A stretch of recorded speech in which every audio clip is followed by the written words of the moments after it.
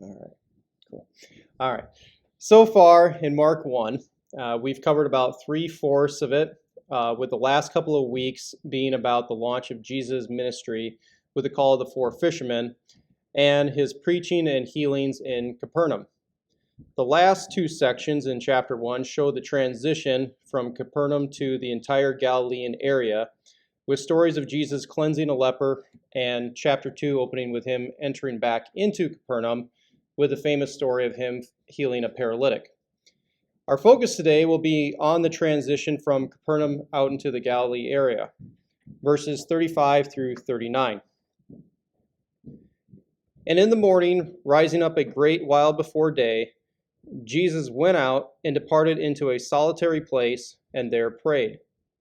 And Simon and they that were with him followed after Jesus. And when they had found Jesus, they said unto him, All men seek for thee. And he said unto them, Let us go into the next towns, that I may preach there also, for therefore came I forth.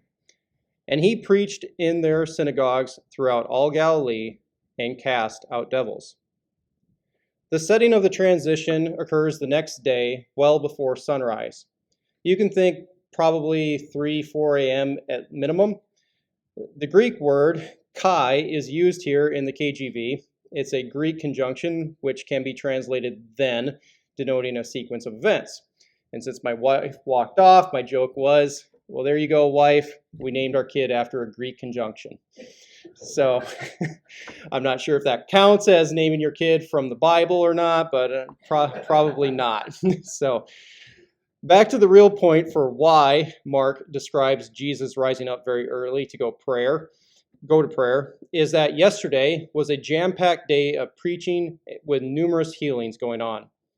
And probably not even 6 hours has passed, as verse 32 describes that the healings kept going on past sunset, which is typically 6 p.m. in that area of the world.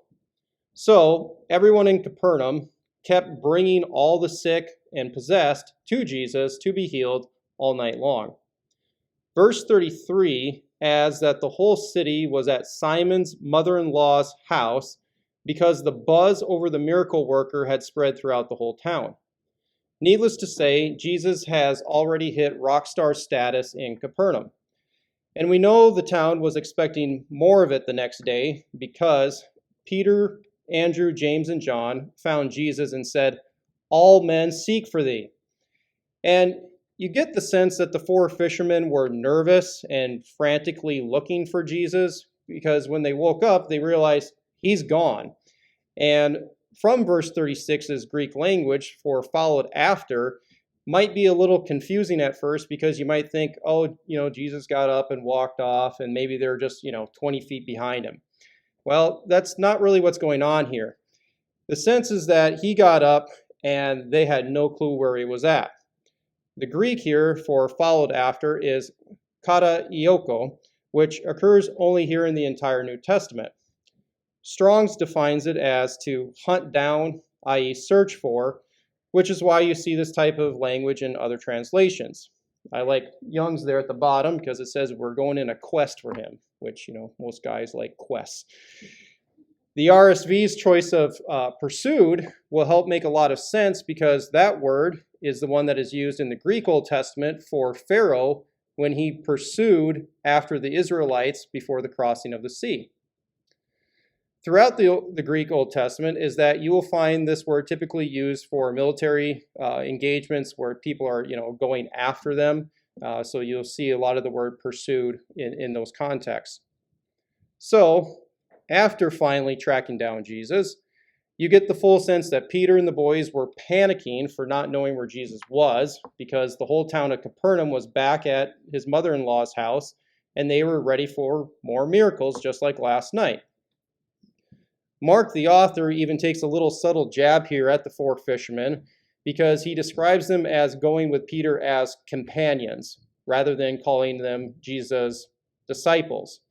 They were just called and they're probably, still learning, what is this whole new ministry all about? And so it's just a little way of saying, yeah, they're not quite on the same page with Jesus quite yet. Now, back in Capernaum, you can imagine they probably said something like to the whole crowd, "Hey, just give us a bit. We'll go find him. We'll get him back here, okay? Because they got a whole town after Jesus, and they're probably feeling like maybe did he bail? And so they're getting nervous about the crowd. We'll get out of here and we'll go find him." And when they finally did find Jesus, their whole attitude and mindset was, "Jesus, you got to get back to town. The whole town is expecting you. They're ready for more miracles and healings. The whole town is in a frenzy." Which Jesus replies, "Nope. Let us go into the next towns. That is why I came. I may preach there also. For that, the whole town is in a frenzy, is why I came out of Capernaum." Jesus knew when going to bed that his instant popularity in Capernaum is going to be a roadblock to his ministry and mission if he continues to stay there. His compassionate heart and basically the mob of the people would have just landlocked him into Capernaum. There's a lot of ways that the Gospel of Mark can be thematically described and outlined, and one of the common ones that commentators will describe it as is that the writer, John Mark, was focused on Jesus' movement, which is why the Gospel is written more as a story. I think most in here probably know Mark is the shortest Gospel, and as you're going through it, you don't get a lot of Jesus' teachings. You don't get the Beatitudes, you don't get the Sermon on the Mount, the parables. There's only 2 versus all the other ones. So it's very focused on Jesus did this, Jesus then did that, and you see the word immediately coming up quite a bit. So the overarching tracking of the gospel is of Jesus' ministry and mainly focused on him getting to the cross. That's Mark's mission to get to the reader. It's all about Jesus pushing and moving towards the cross, which is why you have likely heard the Gospel of Mark being described as the suffering servant or servant leader gospel. All the other gospels have their own main theme and focuses which line up to that given author's intended purpose to his audience. For John Mark, I believe his intent was to show Jesus' clear contrast to the Roman view of what leadership is to look like. Roman leaders are to be powerful, rich, demanding, authoritarian, great military conquerors, living in great palaces and enjoying all the pleasures of the world. Where Mark is writing to believers in Rome, he describes Jesus in the exact opposite manner throughout his gospel, with Jesus always taking the role of the servant, and namely, he's always on working with the lowest class of the people. Mark still highlighted Jesus' power and authority throughout the gospel by showcasing it over both the physical and the spiritual worlds. We've seen him already engaged with Satan. We've seen him engaged with demons, telling them to be quiet, don't speak, because he doesn't want to be revealed. We've seen him, heal people who have just general sicknesses. A common Roman citizen reading this would probably be amazed to read that someone who had such power, basically unlimited God power, which i.e. Jesus is that why would this guy with all that power go down to the bottom and act like the lowest of people and being a servant unto them? It would just be totally bizarre to their thinking. Jesus did this because he knew what his ultimate mission was for coming into the world. And for that goal to be ultimately accomplished on the cross is that he had to get, first off, out of Capernaum and keep spreading the message of the good news, which he did, as verse 39 says, and he preached in their synagogues throughout all of Galilee. Now, what's the big takeaway out of these 5 verses here for us? Well, it goes back to the very pivot point in the story with verse 35's description of Jesus departing out to a solitary place to go out to the Father and get into prayer with him. Reading about Jesus being in prayer by himself occurs 3 times in Mark. This one being the first. And does anyone want to take a guess which the other 2 are by chance? That's one. That's probably the most famous one. I can't hit the third, but there's one more. Anyone want to take a stab at it?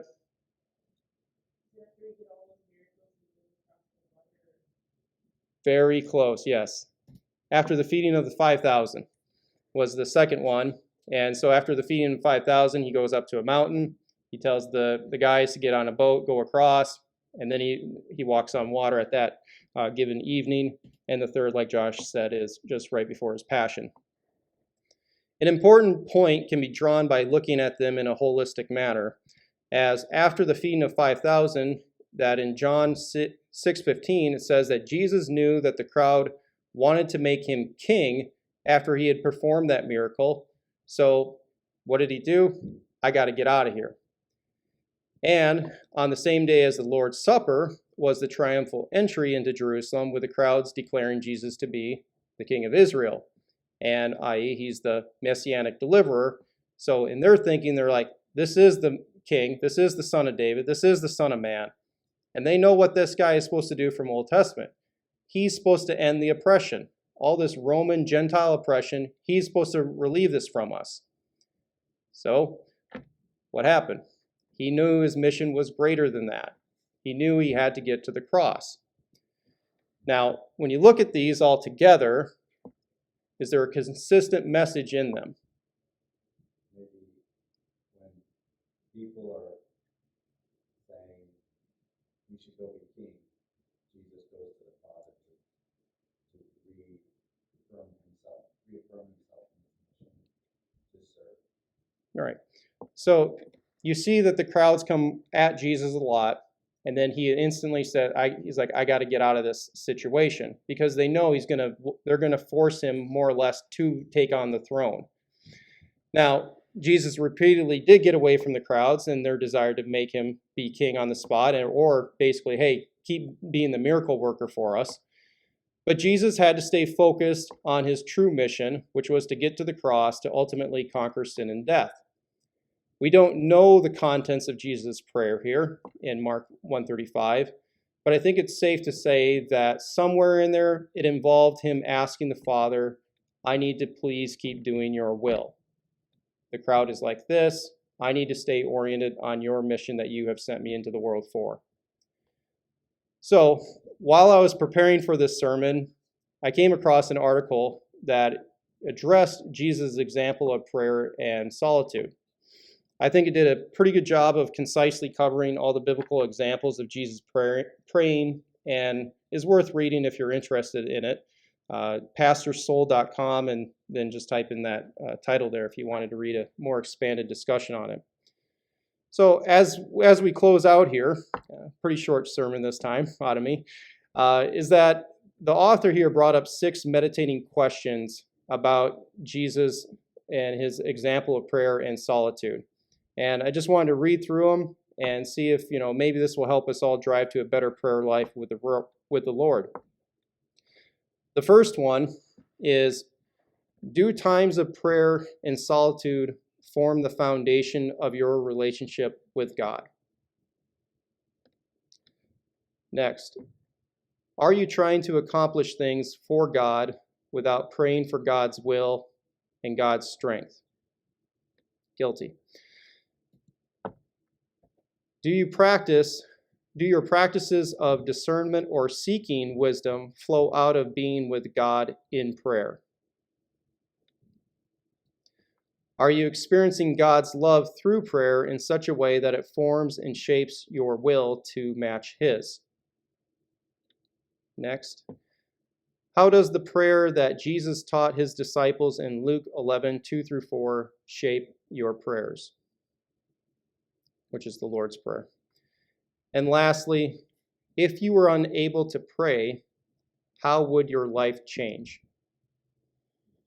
My comment on that is, if the answer is nothing, then I would say then we all better pray on that. So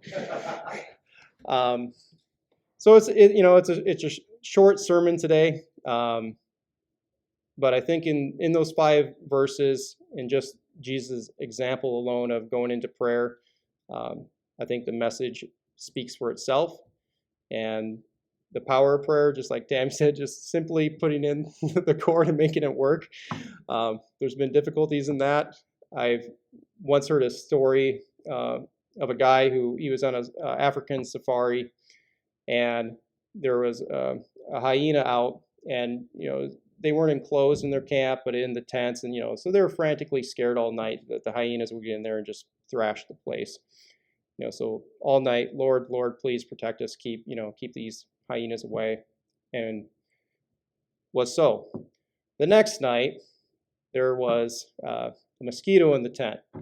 It just kept bothering, it just kept them all up all night. And it was so annoying that this mosquito just would not leave him alone. He just could not end it.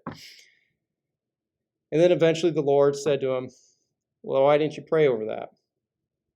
He goes, Lord, well, yeah, it was a mosquito. What do you think? I just only want you to pray about the big things or even the small things too? And so I know for myself, I mean, this is probably the top at least 3 problems in my walk. Just not enough time with the Lord. I think Jesus' example of, hey, maybe getting up early is the thing a person has to. Or maybe, you might be a night owl. I don't know. I'm more of a morning person, so I can relate more to this. So just hopefully it challenges any of us in any given different way to maybe just have a better prayer life with the Lord. Reminder, hit the subscribe button below, turn on the notification bell, hit the like button, and leave a comment. And don't forget to visit us at justscripture.org. But in the meantime, stay salty.